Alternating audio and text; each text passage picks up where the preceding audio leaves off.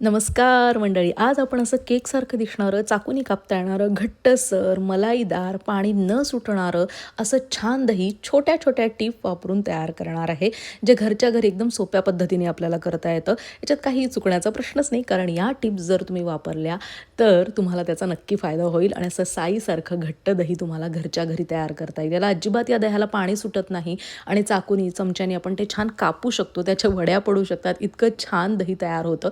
कसं करायचं आहे, तर जितकं आपल्याला दही करायचं तितकं आपल्याला दूध घ्यायचं आहे. साधारण अर्धा ते पाऊण लिटर इतकं मी दूध घेतलं आहे. दूध कुठलंही घ्या, गाईचं, म्हशीचं, कुठलंही वापरलं तरी चालतं. लो टू मीडियम फ्लेमवर आपल्याला त्याला तापवून घ्यायचं आहे.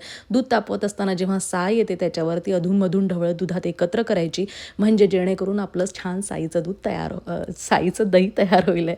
दूध छान उकळलं, उकळी आली की त्याला गार करत ठेवायचं आहे आणि बोट घालून चेक करायचं. जेव्हा ते कोमट असेल, म्हणजे बोटाला चटका बसणार नाही, या टेम्परेचरवर जेव्हा ते येईल त्यावेळेला त्याच्यात दह्याचं विरजण घालायचं. एवढ्या दुधासाठी 2 ते 3 चमचे विरजण घालायचं आहे.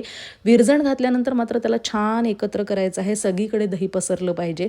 दह्याचं विरजण घालताना त्याच्यात दूध घालून जर ते विरजण घातलं तर आणखी छान होतं. आणि हे बघू शकता, 5 ते 6 तासासाठी आपल्याला याला झाकण ठेवून बंद करून ठेवायचं आहे. त्यावेळेला याला अजिबात उघडायचं नाही आणि मग हे असं मस्त घट्ट साईचं मलाईदार तयार दही होतं. अतिशय त्याला पाणी सुटत नाही. तुम्ही भांड्यातही बघू शकता. आणि हे छान दही तयार व्हायला अशा छोट्या छोट्या टिप वापरल्या तर उपयुक्त पडतात आणि हे असा छान दह्याचा आस्वाद तुम्ही घरच्या घरी घेऊ शकता.